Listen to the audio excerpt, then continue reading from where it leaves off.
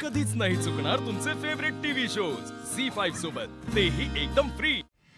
Dhami madam कशाबद्दल बोलताय मला काही कळत नाही। नाही बरोबर आहे, तोंड उघडणार नाही से माहिती होतं मला, पण काय आहे ना, तुमचं हे जे काही सिक्रेट आहे हे वहिनींना समजलंय।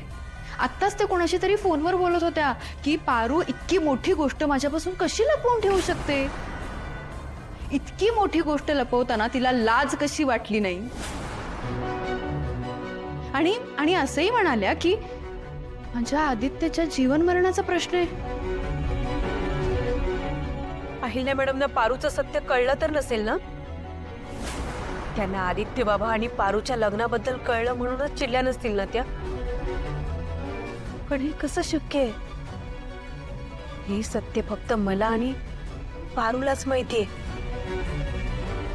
मग दुसरं कोण सांगणार? पारूने आदित्य सरांना सगळं मनातलं सांगितलं की काय? आहे ना असं काहीतरी सिक्रेट? ही इतका विचार करतेय म्हणजे नक्कीच काहीतरी मोठं सिक्रेट आहे।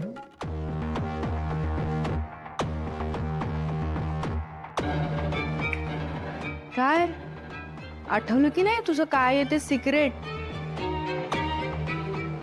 नाही गो, तू अशी तोंड उघडणार नाहीस हे माहितीच होतं मला।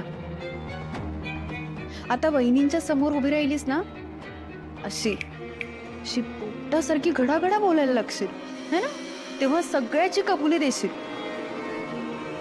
वहिनींनी तुला बोलवायसाठीच पाठवलंय मला।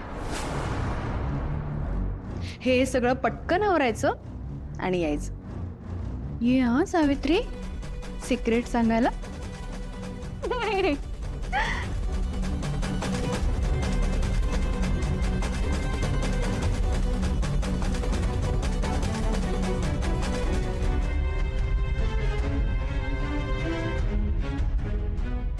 काय करू आता? ही पोरगी फोन पण उचलत नाहीये। मेसेज करून ठेवते। हरुभाळ, तू आदित्य बाबांना सगळं सांगितलं आहेस का?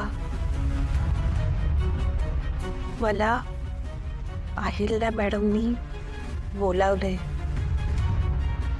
त्यांनी विचारलं तर मी काय सांगू कळत नाहीये।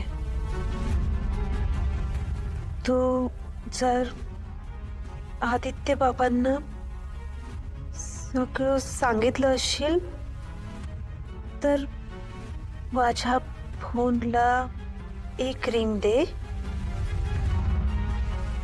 आणि नसेल सांगितलं तर 2 रिंग दे।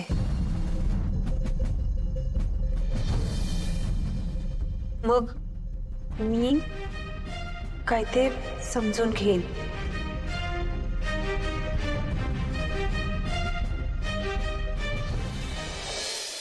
सगुने, ए सगुने,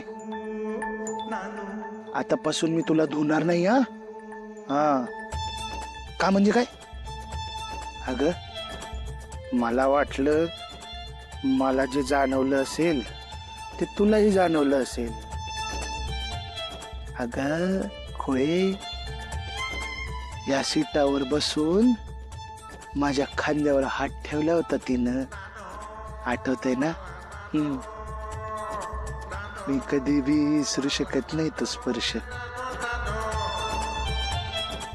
सोने, तू खांद्यावरचा हात अजूनही जाणवतोय माझ्या खांद्यावर।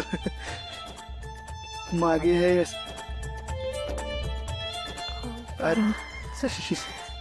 काय झालं नानू दादा?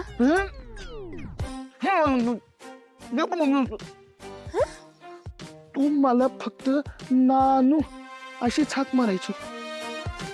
त्या पुढेच जे बोललीस ना ते माझ्या नाजूक दिल्याला पेलवणार नाही ग। तुला सांगतो कसं झालं। कसे माझ्या आत्यानं माझं नाव नीलकंठ नीलग्रीव नूतन सुंदर या असं ठेवलं होतं। मग माझ्या आईला माझी दया आली। तिला वाटलं या गोंडस चेहऱ्याला हे एवढं भलं मोठं नाव पेलवणार आहे का, म्हणून तिनं मला प्रेमानं नानू, कसं नानू असं नाव ठेवलं. आता तू बी मला प्रेमानंच बोलवशील ना, मग तू बी मला नानू अशी हाक मारायची. चालेल? चालतंय. नानू, हा? हा. माझी बी गोष्ट तुझ्यासारखीच आहे बघ. हा? म्हणजे माझ्या आईनं बी माझं नाव पार्वती असं ठेवलं होतं, हा. पण मला पार्वती अशी कुणी हाक मारलीच नाही. समजेना मला पारूच म्हणतात. देवा, काय ही तुझी लीला. या शंकरासाठी साक्षात पार्वती पाठवलीस. कसे रे तुझे आभार मानू. नानू, पार्वती, आजपासून तू माझी, तुला मी पार्वतीच हाक मारणार. चालतंय. चालतंय.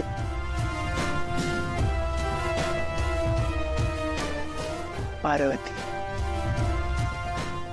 सगुने या आनंदात आज लिटिल लिटिल झाली पाहिजे. तुला पाहिजे का? हा? नाही नाही नको. अरे शाबास, very good. Don't drink and drive.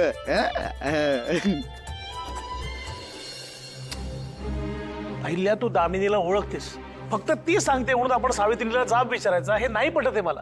ठीक आहे दादासाहेब, नका ऐकू माझं. पण उद्या उठून कुणाच्या जीवावर बेतलं ना तर मग मला विचारू नका. हं? ये ये ये सावित्री. सावित्री, तुला माहिती आहे ना तुला इथे का बोलावलंय ते?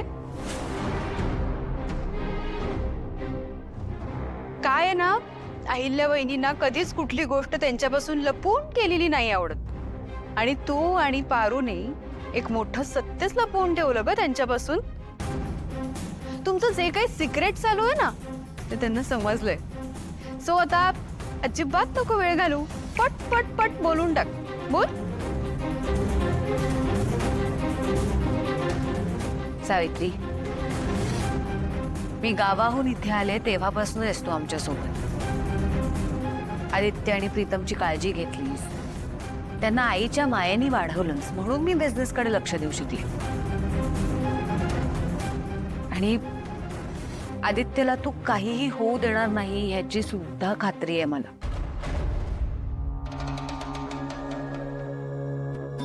पण आदित्यचा विषय येतो तेव्हा मी कुठलाच धोका पत्करू नाही शकत. त्यामुळे सांगून टाक, काय गुपित आहे?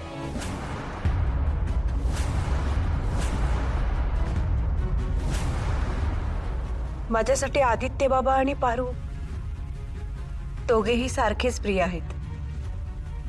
पण बहुतेक ती वेळ आली, मी आता सत्य सांगायलाच हवंय.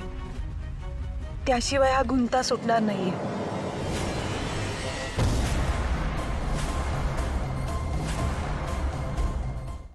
झी5 ॲप डाउनलोड करा आणि पहा सर्व एपिसोड्स एकदम फ्री.